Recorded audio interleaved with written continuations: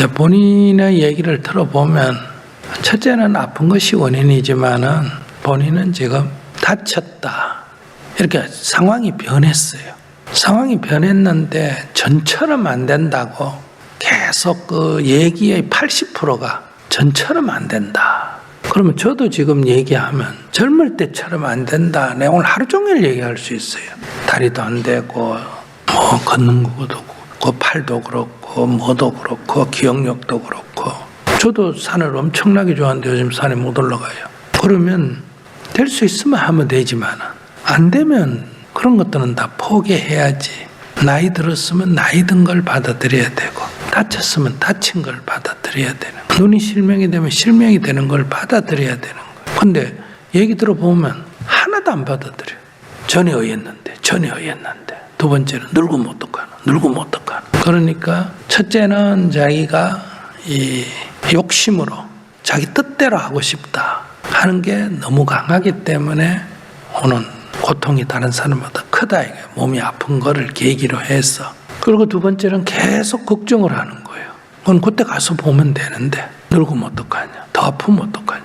그래서 병 낫는 거하고 아무 도움이 안 되는 거를 계속 자기가 고통을 만든다 이거예요. 그래서 그런 것이 내가 볼 때는 육체적 통증을 때문에 생긴 거긴 하지만 그게 80%나 차지하고 있기 때문에 자기가 조금만 관점을 바꾸면 육체적 통증은 그냥 남지만은 정신적 고통은 안 겪고도 살 수가 있다.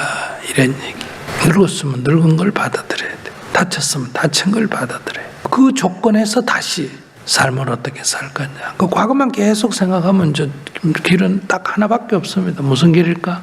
그 어리석은 거다는 거. 현재를 고통스럽게 하고 그런 미래가 안 보이기 때문에. 그래서 지금을 그냥 받아들여라. 이런 말씀을 드리고 싶습니다. 상대에 대해서 좀 불쌍한 마음, 도와주고 싶은 이런 것이 이제 이성 간에 만약에 발생을 한다 하면 그것이 자칫 닮았다 하면 상대에게 나를 좋아하나 이런 오해를 불러일으킬 위험이 굉장히 많거든요. 내가 상대에게 어떤 도움을 줄 때는 상대에게 도움을 주면 도움을 받는 사람은 감사한 마음이 들까요, 안 들까요? 감사한 마음이 들지. 감사하는 마음이 들다 보면 그것이 이렇게 사랑으로 바뀔 때가 굉장히 많습니다. 그렇기 때문에 우리가 이렇게 함부로 이렇게 돕는 거는 매우 사실은 조금 이성 간에는 좀 조심을 해야 돼요. 그래서 그걸 일정한 선을 이렇게 해야 돼요. 스님도 여러분들이 만약에 어떤 어려움에 처했을 때 이렇게 증문즉설하고 이런 거는 괜찮은데 개인적으로 등을 두드려 준다든지 뭐 약간 경제적으로 도와준다든지 좀 개인 상담을 해준다든지 이러다 보면 그 사람이 약간 스님을 넘어서 법사로서가 아니라 개인적으로 조금 좋아하는 마음이 들 가능성이 있어요, 없어요? 있겠지. 그러면 이거 오래 못 가는 거예요. 그럼 반드시 사고가 나는 거예요. 나는 그런 마음을 안 했다 하더라도. 그렇기 때문에 이 증문즉설은 딱 공개된 장소에서 하지 이걸 사적으로 둘이만 만나가지고 얘기해 준다든지 이런 거는. 그러니까 내가 승려가 아니면 뭐 그래서 서로 좋아하면 뭐 연애를 해도 되고 하는 관계는 괜찮은데 내가 승려라면 승려의 직분에 충실해야 된다는 거예요. 그러니까 너무 딱딱하고 권위주의적인 거는 안 되지만은 그렇다고 너무 인간적으로 접근하는 거는 수행자가 인간적이라는 말은 수행자한테 딱 맞는 말은 아니에요. 어느 정도의 자기의 역할을 해야 그러니까 나는 그런 뜻으로 안 했다 이게 되는 게 아니라 상대가 오해하지 않도록 딱 선을 그어서 얘기해야 된다 이런 얘기예요. 그러니까 그런 눈치가 안 보이는데 뭐 너 나한테 그런 생각 하지 말해 이건 또 웃기는 얘기잖아, 그죠? 그러나 약간이라도 이게 눈치가 보이거나 그럴 가능성이 있는 일 안 하는 게 제일 나아. 조금 마음에 안쓰러워도 그냥 외면하는 게 좋아요, 수행자는. 그 제가 새3세계 가서 막 어려운 사람들 막 돕고 이러지요. 그래도 개인적으로 거의 안 돕습니다. 그러니까 굉장히 냉정한 거예요.